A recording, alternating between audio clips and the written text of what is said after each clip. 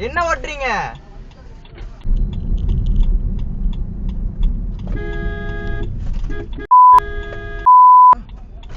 என்ன நான் செத்து போலான்னு பாக்குறீங்களா? என்ன ஓட்டுறீங்க? நான் டேர்னிங்ல நிக்கணும்டா.